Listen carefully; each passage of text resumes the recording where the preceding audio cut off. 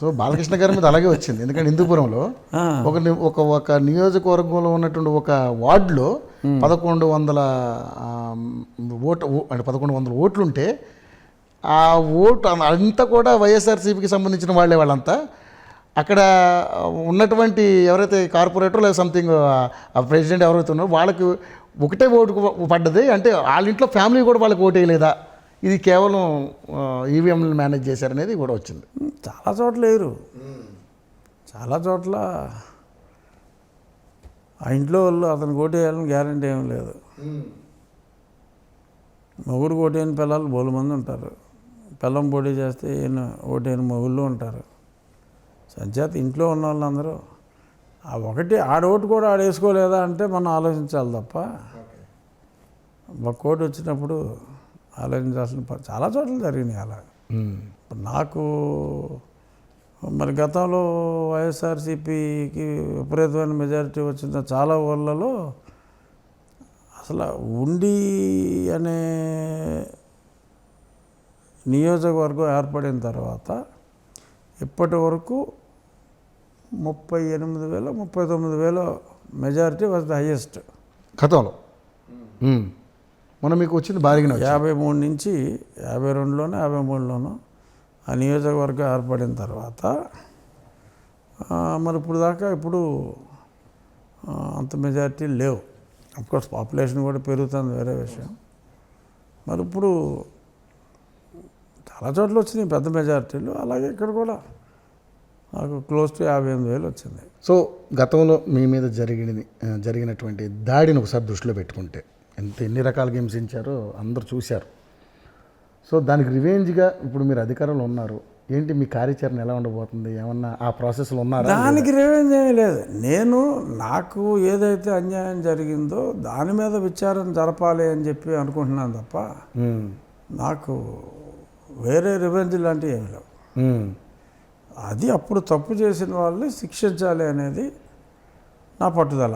అవును, మీరు జగన్ గారి మీద అధికారుల మీద కూడా మీరు కేసులు పెట్టారు. అవును, కానీ ఎందుకు ప్రభుత్వం యాక్షన్ తీసుకోవడంలో కొంచెం ఆలస్యం చేస్తుంది? ప్రభుత్వం యాక్షన్ తీసుకుంటుంది, బట్ అందులో వేగం ఊహించినంత వేగం లేదు. బట్ జనరల్గా ప్రభుత్వాలు వేగం అలాగే ఉంటుంది.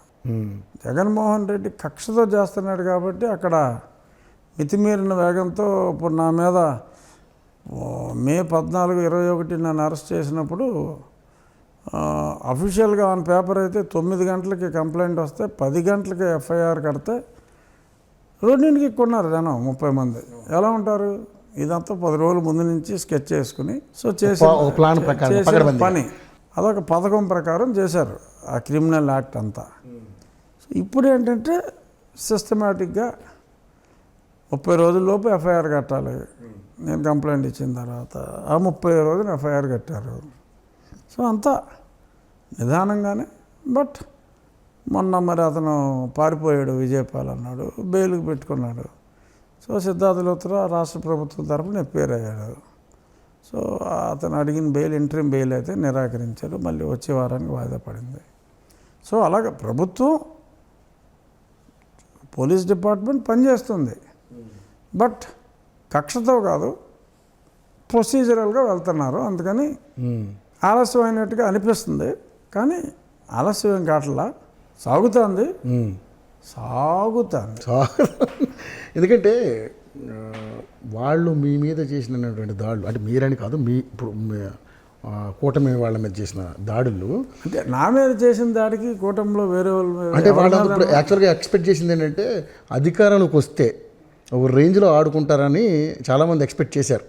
బట్ అటువంటి ఏం జరగట్లేదు. వాళ్ళ పరిపాలన మెల్లగా చేసుకుంటూ వెళ్ళిపోతా ఉన్నారు తప్పితే పెద్దగా. ఇప్పుడు జోగి రమేష్ గారి ఇష్యూ వచ్చింది కాబట్టి జోగి రమేష్ గారి ఇష్యూ మీద సరే ఏంటి సార్, నిజంగానే మరి అగ్రిగోల్డ్ భూముల విషయంలో జరిగినటువంటి అవకతవకలు నిజంగా అంటే కేవలం ఆధారాలతో నిరూపించబడ్డాయా, లేకపోతే కేవలం కక్షపూరిత రాజకీయాలు అని అంటారు? ఆధారాలే.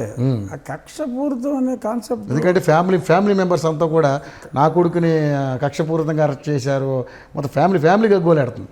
అవును, ఇప్పుడు అతను వాళ్ళ కొడుకు పేరు పెట్టినట్టున్నాడు డాక్యుమెంట్. మరి అతను అరెస్ట్ చేయకపోతే మరి అసలు ఎవడో డాక్యుమెంట్ కొనుక్కుంటే నన్ను అరెస్ట్ చేశారంటాడు, లేకపోతే అతను. జోగి రాజీవ అతని పేరు ఏదో ఉంది.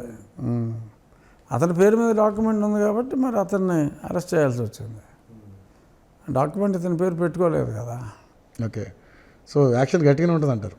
ఉండాలి, డెఫినెట్గా ఉండాలి.